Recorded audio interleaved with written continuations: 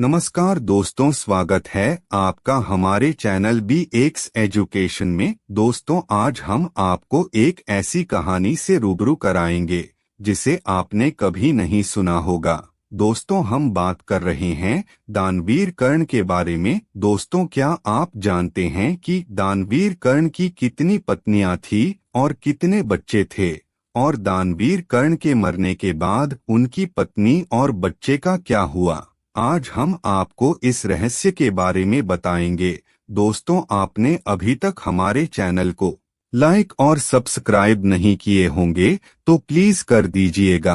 महाभारत में कुंती पुत्र कर्ण को अधिरथ और राधा ने पाला था। वह बालक गंगा में बहता हुआ एक किनारे से मिला। उस किनारे पर ही धृतराष्ट्र का सारथी अधिरथ अपने अश्व को जल पिला रहा था। उसकी दृष्टि मंजूषा में रखे इस शिशु पर पड़ी। अधिरथ ने उस बालक को उठा लिया और अपने घर ले गया।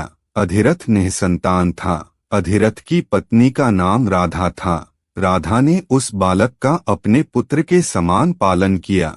उस बालक के कान बहुत ही सुंदर थे, इसलिए उसका नाम कर्ण रखा गया।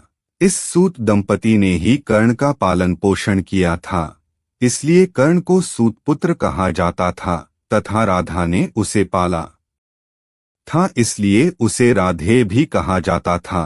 कर्ण की दो पत्नियां थीं, दोनों ही बहुत सुंदर थी।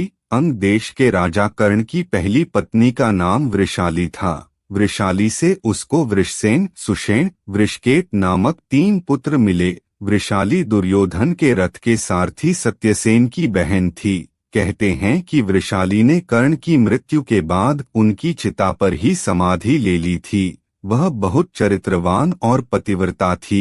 वृषाली के बारे में मान्यता है कि उसने द्रौपदी को सलाह दी थी कि तुम महल छोड़कर अपने पिता या भाई के यहाँ चली जाओ, लेकिन द्रौपदी ने उसकी सलाह नहीं मानी। कुछ दिन बाद ही द्रौपदी का चीरहरण हो गया। कर्ण की दूसरी पत्नी सुप्रिया थी। यह दुर्योधन की पत्नी भानुमति की अच्छी सहेली थी। दूसरी पत्नी सुप्रिया से चित्रसेन, सुशर्मा, प्रसेन, भानुसेन नामक 3 पुत्र मिले। माना जाता है कि सुप्रिया को ही पद्मावती और पुनरुवी भी कहा जाता था। दोस्तों, क्या यह जानकारी आप पहले से ही जानते थे? कमेंट बॉक्स में लिखकर जरूर बताइएगा। तो मिलते हैं इसी प्रकार की नई जानकारी के साथ। तब तक के लिए जय हिंद, वंदे मातरम।